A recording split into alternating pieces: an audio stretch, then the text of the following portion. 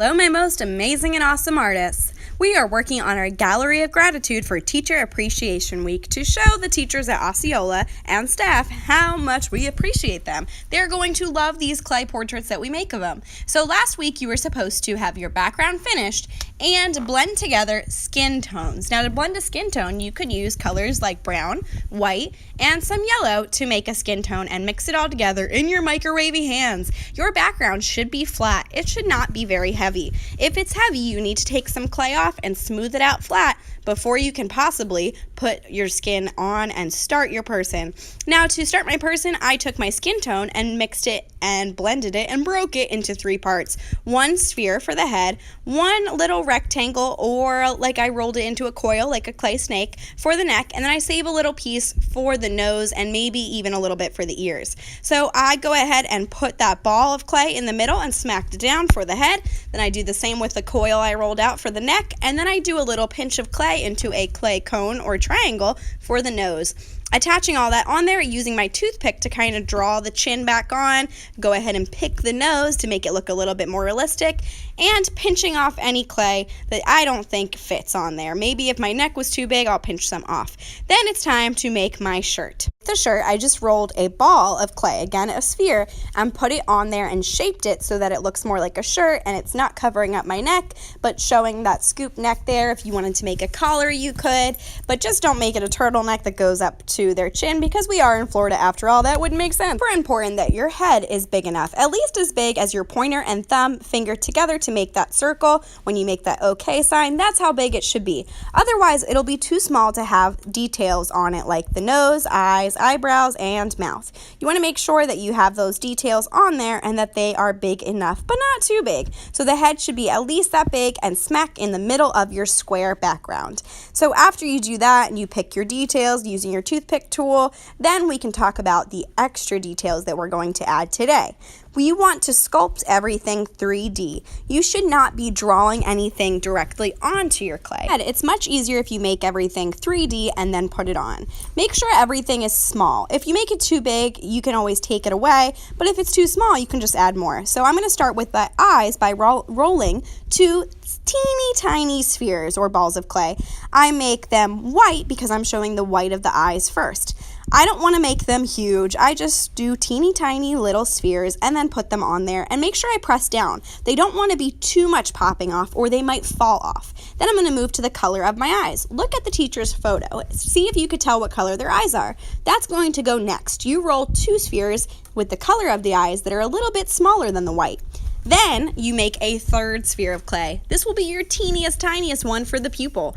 It might even be a little bit hard to hold in your fingers, and you might have to apply it with your toothpick. Once I'm done with the eyes, I'm going to move on to the eyebrows. Yes, everybody has eyebrows, and it's important to create them. If you can roll a little tiny coil or a snake with your clay, then you can make eyebrows. All you have to do is roll that really small coil using the same color as their hair usually, or in my case, my eyebrows are a little bit darker, so I use brown, and then I'm going to apply them with my toothpick so that they don't fall off. I can draw some of those details, like etch some hairs into the eyebrows if I want to, but make sure that you're applying that eyebrow in the right direction. If you put it pointed towards down or slanted, they might look a little bit angry. And most school pictures, everybody's smiling, they don't look angry, they don't look surprised, so you want to have their eyebrows in a neutral position. You can do that by switching with your toothpick the direction and kind of moving it and applying it. Next, I'm moving on to a detail that is optional. That is eyelashes. This is one that takes a long time and a lot of skill to get it really teeny tiny just right. So I'm showing you as an option. If you want to make eyelashes, I roll out the teeniest, tiniest coil of black clay. I roll it out super thin and then I use my toothpick to cut them into eyelashes. I'm going to apply them one by one, just as if I were doing real makeup or putting on fake eyelashes and gluing them on. Kind of crazy, so I'm going to move on to the next part, which is the mouth. In my teacher photo, I am smiling, which means that I'm going to use white first to create my teeth. I'm rolling out a coil for my lips. I roll out a very long, thin coil with a skin tone or a lighter lip color. Say you could use red, you could use pink, you could use a skin tone for those lips. I'm rolling it out really thin so that I can wrap it around my teeth. I'm going to do that by starting at one point and wrapping it around the shape that I made for my teeth. I don't need to make any details, I just need to wrap it right around, and if I want to create the points in the edges of my lips or maybe where it curves in near my nose, I can use my toothpick to kind of shape those and make sure they stay. Next up is my hair. Now my hair is not yellow even though it's blonde. I need to mix in a different color to make it a little bit darker and more realistic. So I'm mixing together a little bit of brown with my yellow. Yes, mixing colors does take a long time in your microwavy hands. It will take a while to get that color to really mix, but it'll be worth it. Now to make hair, again, I'm rolling out coils. If you can make a sphere and a coil, you can make anything onto your teacher portrait. So I'm making my hair with coils. That way I can take piece by piece and I could either take it off or add more. It's going to look realistic this way. Even if your teacher has short hair, you can still apply it with coils. You'll just make them shorter. You could cut it with your toothpick if you want. I'm applying coil by coil, and then I can use my toothpick if I want to draw in some extra lines to show the hair's texture.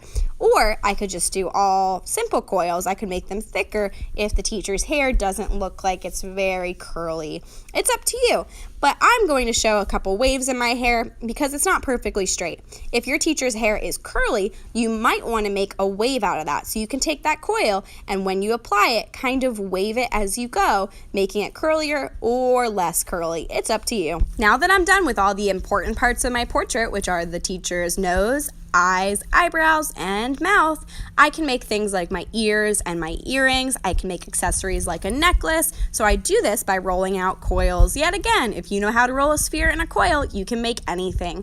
I'm going to make an important detail in my photo like the pencil necklace I always wear. Now that's going to take a long time to roll out all those itty bitty coils for the pencils, so I'm going to move on and show you something else that I'm going to create in my background. You have time. You want to make something in the background that represents the teacher. Whether you know them or not, you could at least find out one thing that they're known for and that they love. For me, I heart art, so I'm going to create a heart out of clay, smoothing and smushing it down. It can be a little bit more 3D than our background. It doesn't have to be totally flat, but you also don't want it to fall off. So I do stick it on there pretty well, and then I'm going to spell art. But I cannot etch anything in or write it in with a pencil or my toothpick. I have to make every detail out of clay. So to do that, I yet again roll coils and I create those letters coil by coil, spelling art. If you wanted to make something like, say, subtraction sign, addition sign, plus sign, multiplication, division, if your teacher loves math, if your teacher loves writing, you could create a pencil.